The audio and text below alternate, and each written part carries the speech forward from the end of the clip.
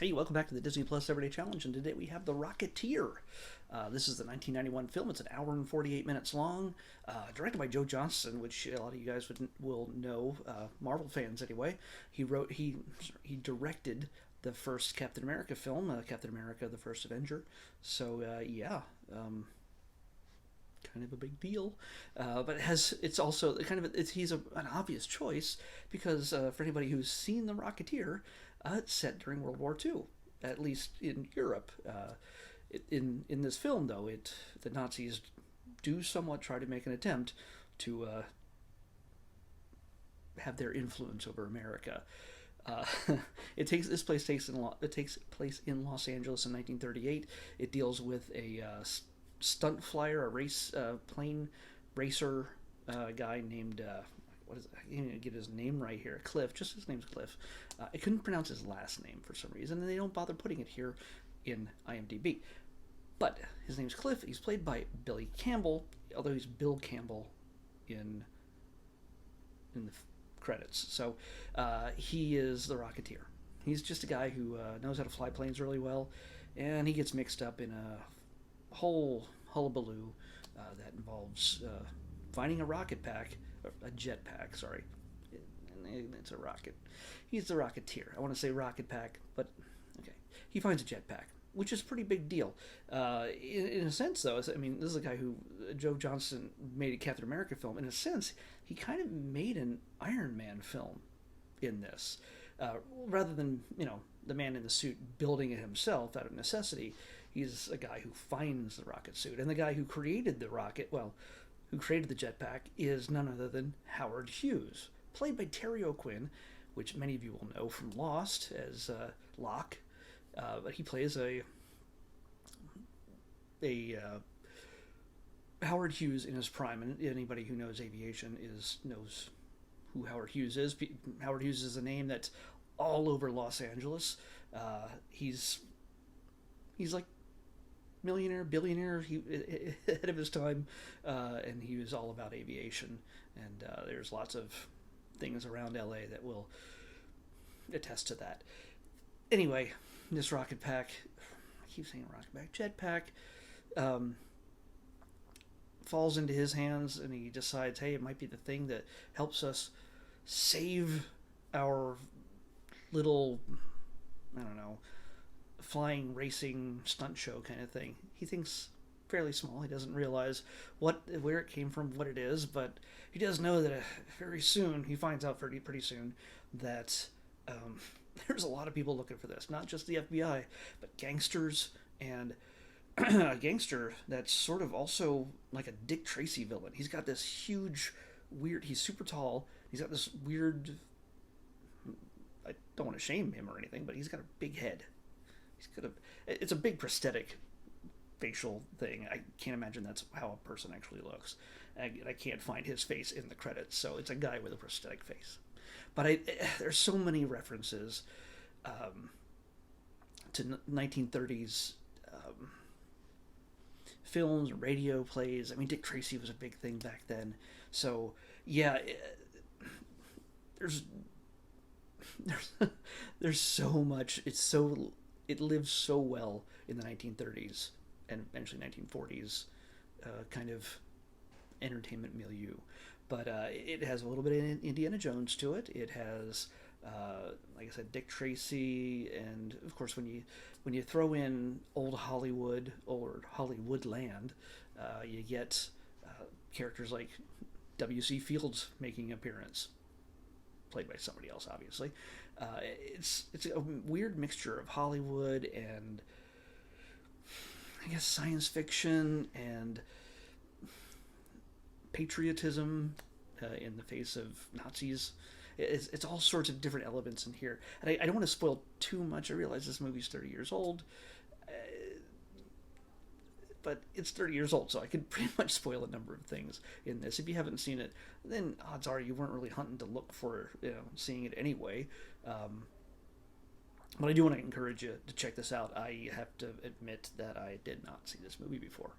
I know it's something I'm ashamed of, because it's something that is right down my alley. I mean, just the fact that it has a great cast, Okay, Timothy Dalton plays the bad guy after finishing up two James Bond movies as the hero. Obviously, in the late '80s, here he plays a villain, and there's a number of layers to that villain, but you can tell just by the look of him that he's the bad guy, and he just gets slimier and creepier as he goes, and it's great. He's great as a villain.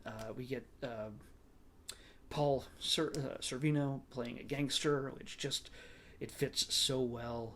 I mentioned Terry O'Quinn. We get Alan Arkin as Cliff's sort of mentor, mechanic, airplane. He's an aeronautics kind of guy.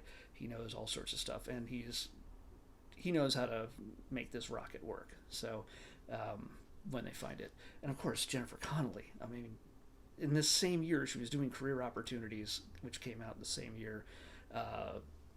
She's also her from Labyrinth.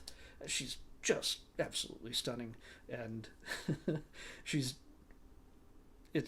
anytime the camera's on her, you're just like, okay, this is a great movie. So there's one weird part of it, but I guess it's not too unusual for modern Hollywood or old Hollywood, that she kind of, she's an actress and she wants to move up in the world, and when she gets to go out on a date with Timothy Dalton's character, Neville Sinclair, he's a British actor, third in the top third grossing box office grossing actor in the world.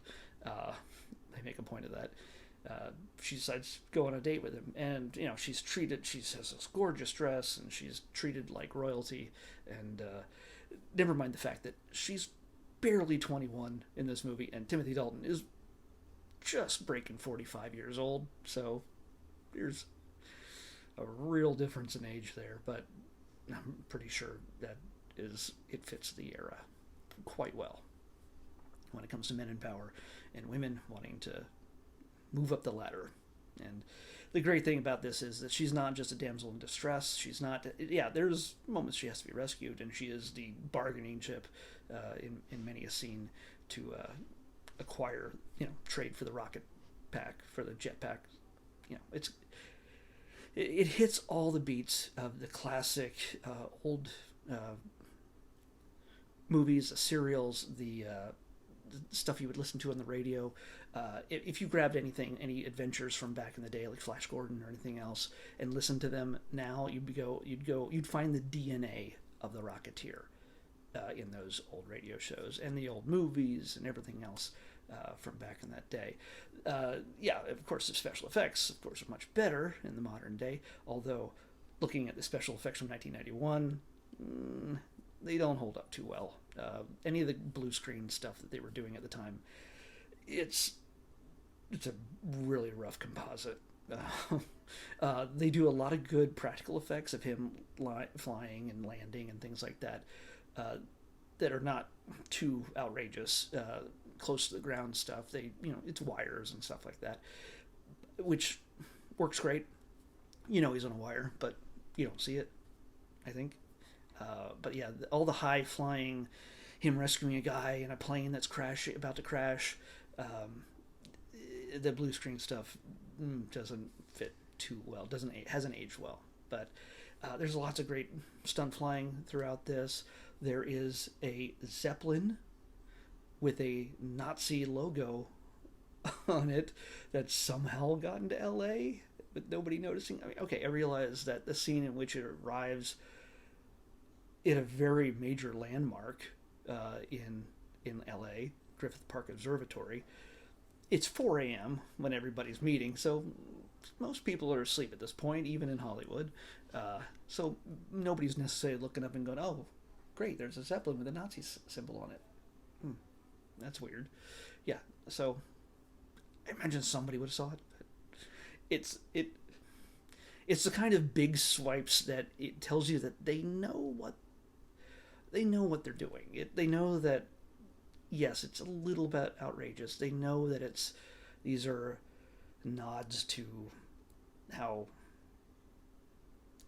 the stories are structured back in the day, and Joe Johnston retains that feel without going, hey, wink, look at this. This is a very 1940s thing. It does it beautifully. And if you think it's awkward or weird, then you're just not understanding, I guess, what 1930s and 40s films were like in the World War II era. So, yeah, gosh, between a great cast, special effects that haven't aged well, great for their time, but a sweeping big story that and Billy Campbell he's a Captain America of that time, almost. He's a hybrid Captain America Iron Man.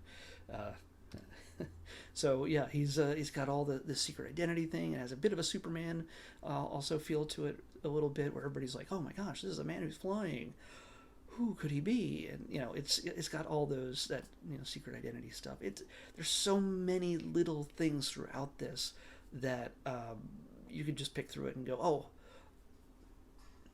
this is where it got its inspiration. So I love it. It has an old Hollywood feel. It also is sort of makes little knocks and references to old Hollywood, and at the same time, it's just a good, fun, clean, fun for the whole family kind of adventure.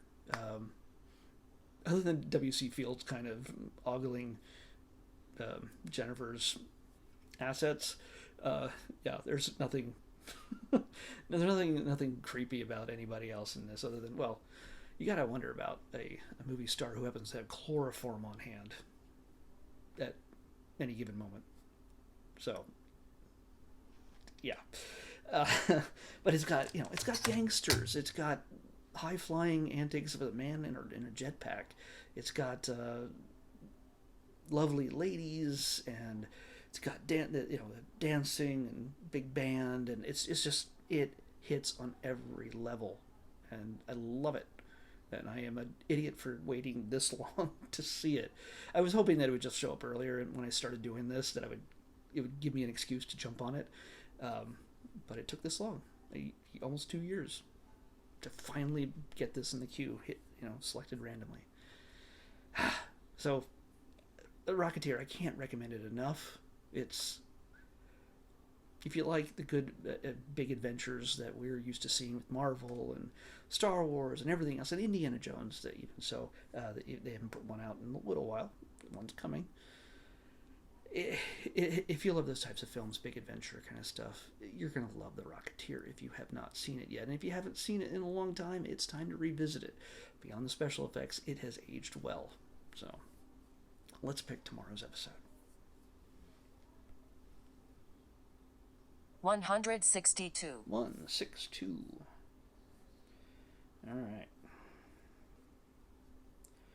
What do we got?